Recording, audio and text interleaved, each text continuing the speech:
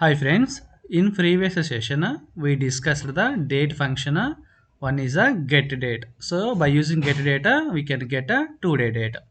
And we have a date add function.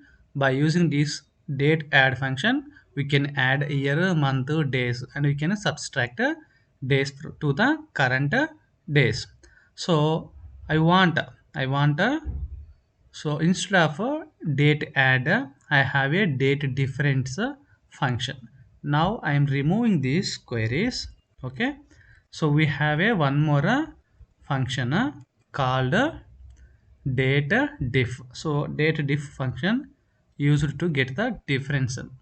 So I have a query select date diff. So if you see here date diff means it will give the difference between from date and 2 days. So from date to date. Now if you observe here syntax interval means year, month, days, and starting date and ending date.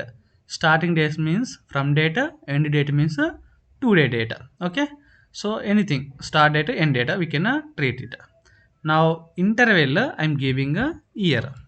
Okay, so now start data I'm giving a 2020. Okay, and month 02.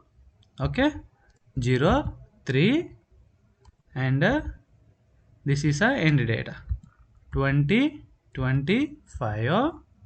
Okay, 02 and 03. Okay, as a date, alias name I'm giving date. Now run this query, execute this query. See here it is giving a 2. So what is the year I'm giving? Start data year 23 and end data year 25. So interval I given a year, so that is why from start date and end data the year difference is 2 years. Now I'm changing year here 2020 and end date is 25. Okay, now run this query. Now I'm getting the 5 years difference. So how to get a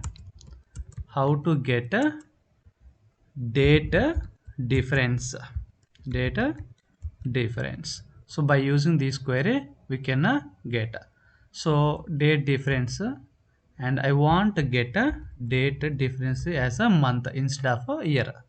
Now how to get a month difference? Okay, month difference. Now select, okay, date diff. Okay, and I want a check month instead of a year. So I'm giving a starting date 2020. Okay, 02, and I'm giving a 03. This is a start data and end data. So end data 2020. Okay, month I'm giving a 07. Okay, so 07. So whatever you want you can give anything. Okay, alias name I'm giving a data. Okay, now execute this one. Now see the difference is a 5. So there is a difference 2 and 7. Now month is a 2 and year month is a 7. Now I'm giving month is a interval. Now I'm getting the 2. So instead of 2 I'm giving a 3. Okay, now we'll see here what is the difference. It will change to 4 because now month is a 3 and a month is a 7. Okay, start data and end date. So like this I want to get a days instead of a month.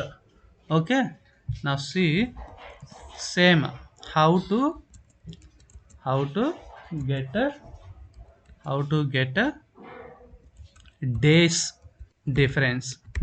How to get a days difference? Now select date def. So instead of a month, I'm giving a day, and I'm giving a starting date 2020. Okay, 02 and 03, and I'm giving a end date 2020. Okay, now month is a 2, and I'm giving 20. Yes, I'm giving alias name as a date. Okay, so instead of year month, I want to know the days difference to the start date and end date. So I'm giving a day is a 3, and here I'm giving a day is a 20. Now I'm changing to 25. So now run this query, we'll get the days difference. Now see, the days difference is a 22 days.